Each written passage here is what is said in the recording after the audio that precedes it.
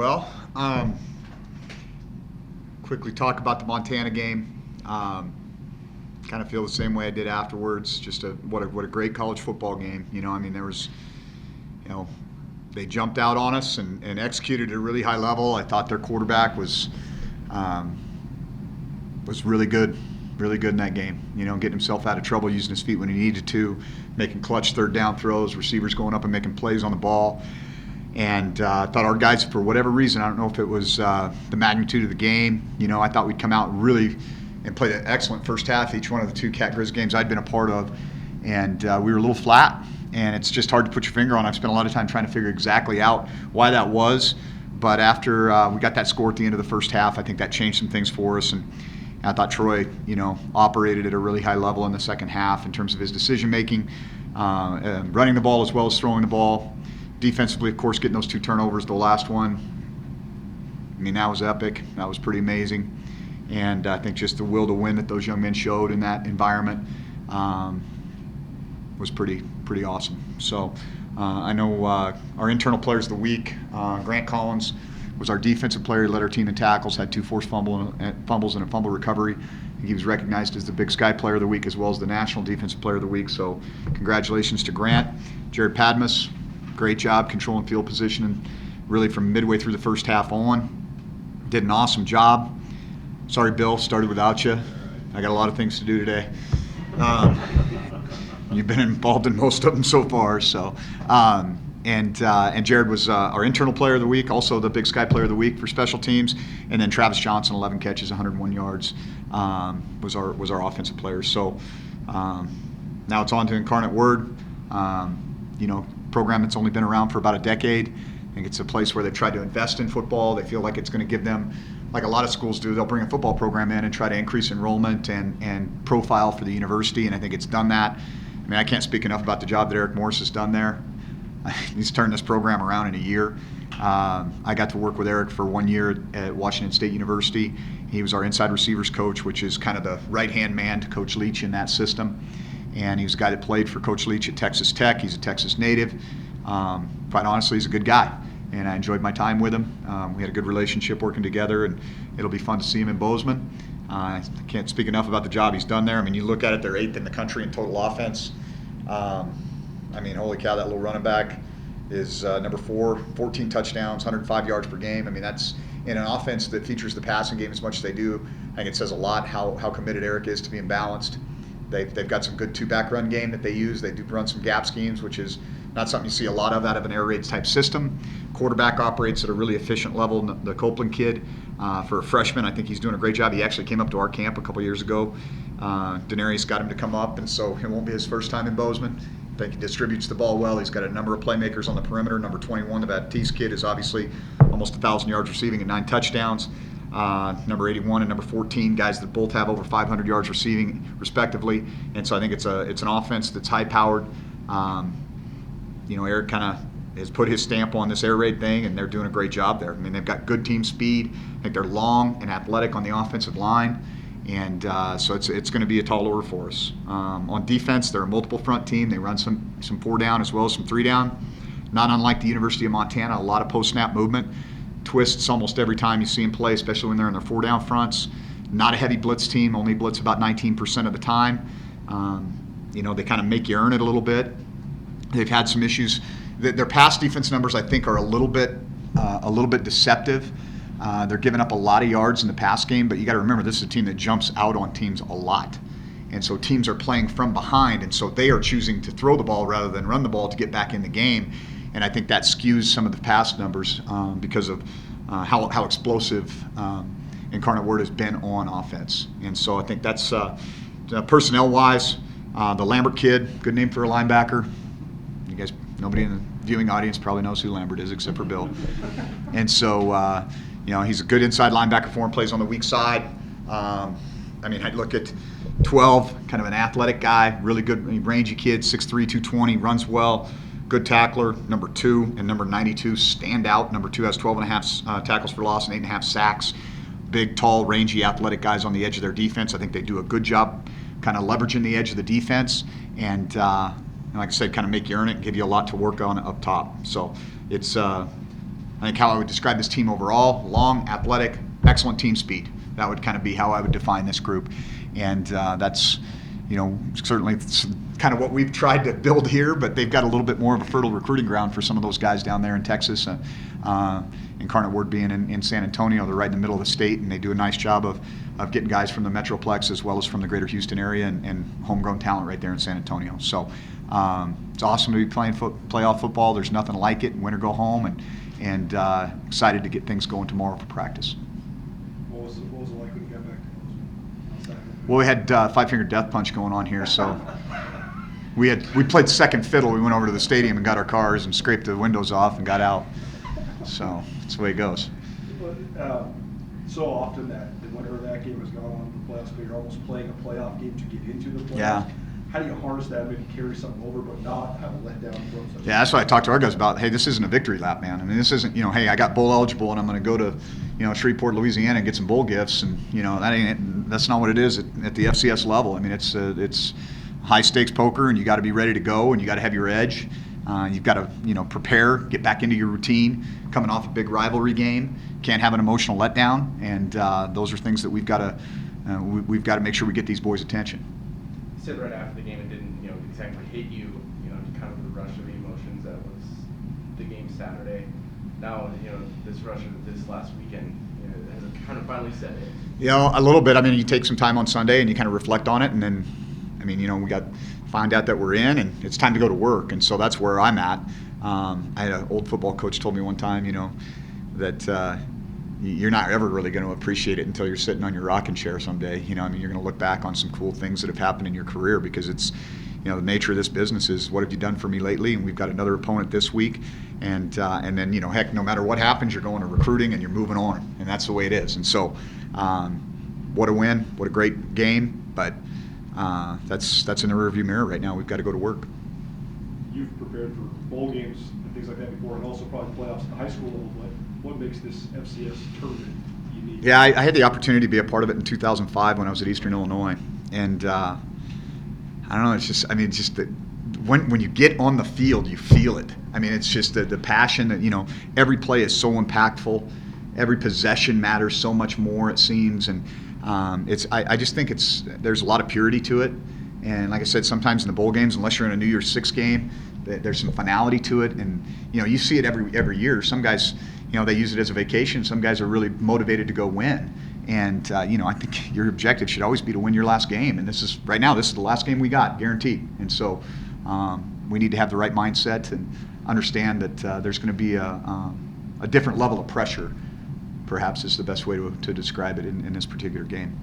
You mentioned after the game, players being remembered, for plays, in kind of years. I guess, how do you think there's kind of Grant Collins and Tucker Yates? Yeah, well, I think there's a lot of guys that are going to be remembered in that game, but I think certainly it's hard to not talk about that last play, and Grant forcing the fumble and recovering it 2 possessions earlier for them, and then just what Chase Benson did to their center, what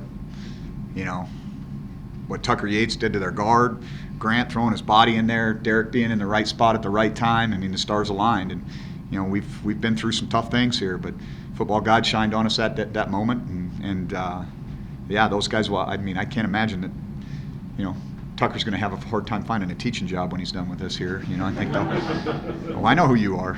Even if he gets a haircut, he might be able to do it. So. With everything Grant's been through, how fitting is that for him? Yeah, well, I think we talked about it maybe all the way back in fall camp. What our goal was to see him finish, because that's not something that he's always been able to do in his playing career, and he's just such a tough-minded kid, plays with so much heart and passion, and you could just see those 2 seniors in the middle of our defense saying, no way is this going down. And it's one thing to talk about it, it's another thing to be about it, and those guys played that way, and not just on that particular down, but really throughout the game, those 2 guys played at a very high level. I guess after the Idaho State game, it looked like maybe playoffs were a little bit far-fetched. So can you just describe what it's been like in this program the last 4 weeks to really try to stay the course? 4th and 1 mindset. Every single day was 4th and 1. We had our backs to the wall. We had no margin for error. There was a lot of things going on in our program. When we played Idaho State, whether it be injuries, coaching changes, there's a lot going on. And we went down there and played a really good football team in a highly competitive game in a tough environment, and it didn't go our way. And I think it speaks to the character of the young men in our program and to the culture in our locker room, the way these guys responded. I mean, they stepped up to the plate and said, this is what we have to do. And we can't think about the Montana game. We got to think about the Cal Poly game, and then we got to think about the Northern Colorado game, and then we've got to think about the Montana game. You got to take it one step at a time. And I tell you one thing I've been really impressed with over the last month of the season is just the leadership on our sideline and in our locker room. I've felt that culture shift more in the last month than I have in the previous 2.5 years here, simply because these kids, I mean, I don't have to do all the hard lifting anymore. As coaches, we don't have to go in and correct everything. It's being corrected in the locker room. I'm watching, I'm busy during the game, but man, our guys weren't pointing fingers. We're down 22-0. It's like, you go make a play, we'll go make a play. They had each other's back for 4 quarters in that game, and that's culture wins, man. That's what happens when it starts to that flywheel starts spinning, and there's a lot of synergy that takes place there. And those guys they were awesome. So often when the punter trots out on the field, it's after, for lack of a better word, failed offensive series. But in an environment like that, how clutch was that for Jared to pin them? Yeah, well, not only that, but for us not to turn the ball over. I mean, like we talk about every week, every drive ends in a kick. And when you have a weapon like Jared, and especially when he's on, when he's feeling it, he is really good. And he was really good, really from probably the second or third punt on. There was one punt in that game when we were backed up in the scoreboard end zone, and he kind of laid one out there to Jerry, and there was nobody there. And I said it. I said, that's gone. And out of nowhere comes Ty Okada with his cast on and puts the guy on the ground. And that might have been as significant. Now, they went on to score on that drive, but the momentum that's created when you get a kickoff return or a punt return for a touchdown can be devastating, especially when you're down a couple scores as we were at that moment. And so from that moment on, he was money. I think every other punt he had was inside the 5-yard or 10-yard line after that. So. Coach, in the second half, it seemed like a completely different team than the first half. What exactly was said in the locker room to kind of give them the hype they needed to come back from the 22-point deficit? Well, I think there was some momentum and some confidence that was gained from the last drive of the first half that we had on offense. But by the time I got into that group, like I said, those guys had already said what needed to be said. I didn't have to say a lot. We had to calm down. We had to play in the moment. We had to remind them we can't score, 21 points on one play. We got to go do it one at a time. We're going to need the defense to step up and get some stops, take the ball away. Offensively, we've got to put some drives together. We're going to have to open up the playbook a little bit and throw the ball a little bit more. And so it was more of a, those guys had done all the yelling and screaming. By the time I got in there, it was just say, let's bring this together. Let's create good urgency, get in and out of the huddle, have our eyes where they need to be, and go play. Did you have written the end any better of that game? Yeah, we were forced a turnover on the kickoff and taking a knee, and that would have been it. But as far as for the dramatics, I probably couldn't have done much better. If you're writing a movie script, it was pretty good. How you said though, what was the crazier ending between that game and the Fiesta Bowl in 07?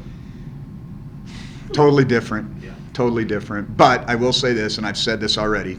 Those are two of the best college football games that certainly I've had the opportunity to be a part of, and I don't think there's any better that you could watch. You mentioned Eric Morris and his background, Mike Leach, Kevin Sutherland, Cliff Kingsbury. Do you see elements of each, or how similar are those three guys and what they've done? How similar is what Eric does? Yeah, Eric's a really smart guy. He really is, and he was kind of like I said, he was kind of Mike's right-hand man that first year that we were at Washington State, and you see his own spin on things.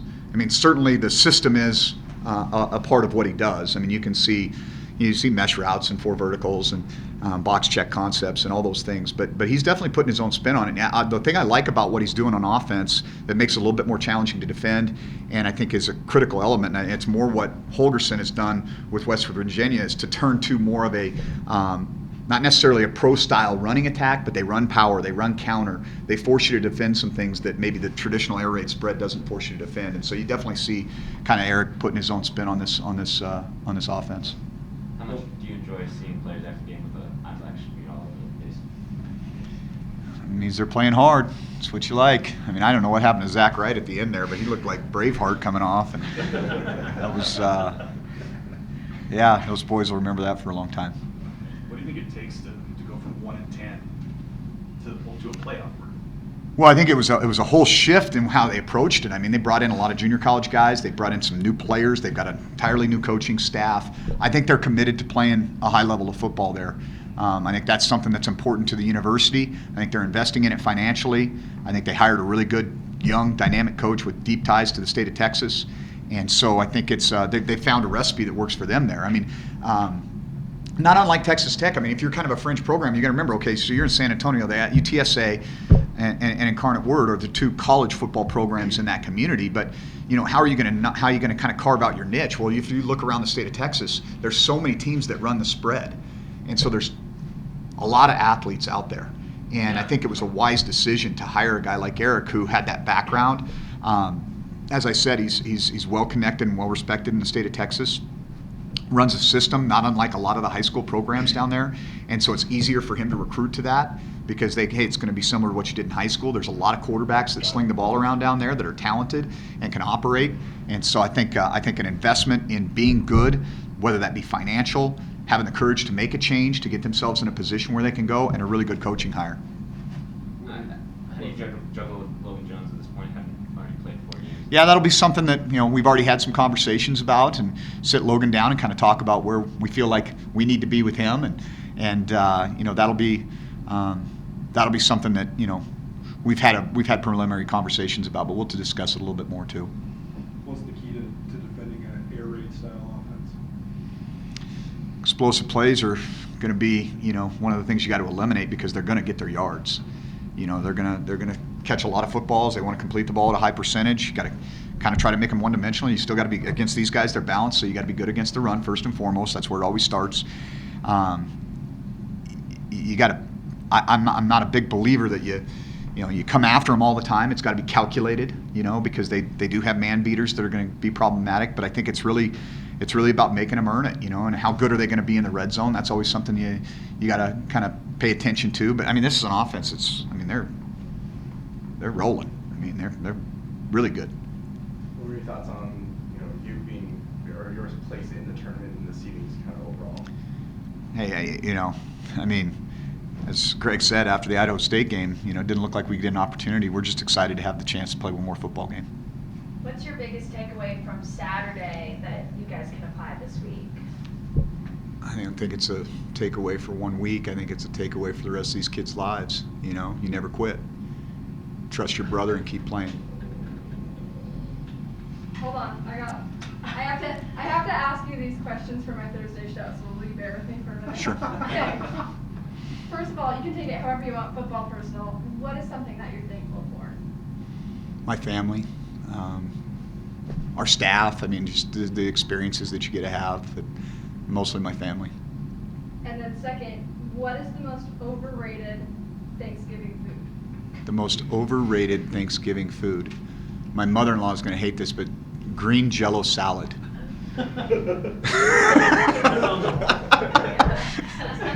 Okay, and then what's the most underrated Thanksgiving food? Oh, sweet potatoes for sure. Love my sweet potatoes. And then last one, your best Thanksgiving memory. I don't know, probably the first year we were at Boise State, and we're getting ready to go play Nevada, and we were undefeated, and we had a kind of a snowstorm on the practice field. We were practicing about 8 o'clock in the morning, and then got everybody together, and those were, watching my at the time 5-year-old son stare up at Ian Johnson and Corey Hall, and see those guys, and my daughter running around, crawling around at the time, and so just that football is family in my world, and so that having the opportunity to share something like Thanksgiving with your football family, your extended family, is pretty special, and that's what I'm excited about this week too. When you look back, we talk about the play at the end, on the goal line, but the timeout certainly played such a huge role. Greg, by the way, just so you know, I called timeout before they snapped the ball. I know you seem to have some issues with that. I don't know what it was, but clearly that timeout was called before they snapped the ball. No, but why Jay's like, I got him flustered now. Come on, Jay. Why would I call the timeout there, or how would I? Why did it come so close to the snap? I guess how come you didn't just? Because because I wanted to see what they were going to do. I wanted to see the formation. I wanted to see if I could hear the call. I was standing on the 4-yard line when I called it. And so I was going to gather as much intelligence at that moment as I possibly could because I felt like it was the smart thing to do. And I think they gave us some pretty good intelligence. Were you surprised to see the same? I was. Yeah. How shocked were you they came out in shotgun versus under center in that spot? I guess that really didn't surprise me that much because that's who they are. You know, I mean, and you know what? They've had a lot of success on the low red. It's not like they're a bad low red team. They're pretty good down there. And so they were doing what they did, which you would expect them to do.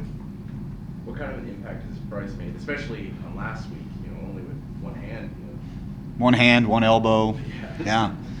Yeah, the post-game deal, I looked over, I'm like, good Lord, this guy's beat up. But I didn't think he played very well the week before.